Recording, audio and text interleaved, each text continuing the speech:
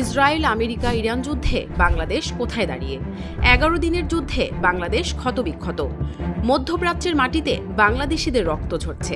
ইতিমধ্যেই 5 জন বাংলাদেশির মৃত্যু হয়েছে, আহত হয়েছেন আরও কয়েকজন। দেশে ফিরতে চাচ্ছেন হাজার হাজার বাংলাদেশি, কিন্তু কোনো ফ্লাইট নেই। আকাশ, নৌ সব পথই বন্ধ। অর্থনীতি প্রচণ্ড চাপে। তেল সংকট চরমে। দীর্ঘ লাইনে দাঁড়িয়ে মানুষ তেল কিনছেন। রাস্তায় যান চলাচল কমে গেছে, তবে আসার কথা জিনিসপত্রের দাম এখনও সহনীয় অবস্থায় রয়েছে।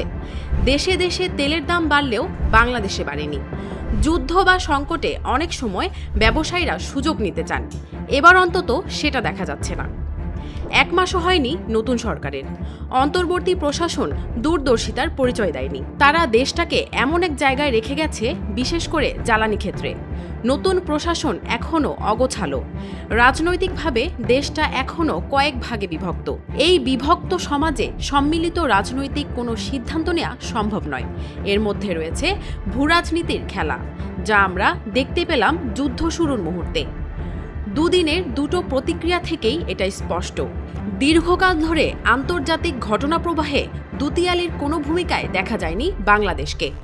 55 বছরের ইতিহাসে কেবলমাত্র প্রেসিডেন্ট জিয়াই 70-80 দশকে সক্রিয় ছিলেন। তার ভূমিকা এখনও আলোচিত হয় নানাভাবে।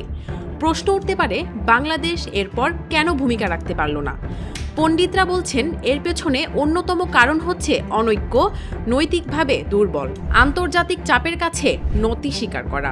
অন্যদিকে কূটনীতিতেও ঘাটতি রয়েছে। সব মিলিয়ে এখন বাংলাদেশের অবস্থান কোথাও নেই। বাংলাদেশ এখন শুধু পর্যবেক্ষণ করছে। জনপ্রতিক্রিয়ায় বিবৃতির মধ্যেই রাখছে তাদের অবস্থান। প্রায় 70 লাখ বাংলাদেশি এখন মধ্যপ্রাচ্যের দেশে দেশে। যুদ্ধ যদি দীর্ঘস্থায়ী হয় তাহলে সংকট বাড়বে। এই সংকট থেকে পরিত্রাণের উপায় কি? বিপুল সংখ্যক বাংলাদেশিকে দেশে ফেরত আনতে হবে। এই পরিস্থিতিতে দরকার একটি জাতীয় ঐক্য। সংসদের অধিবেশন বসছে 12ই মার্চ।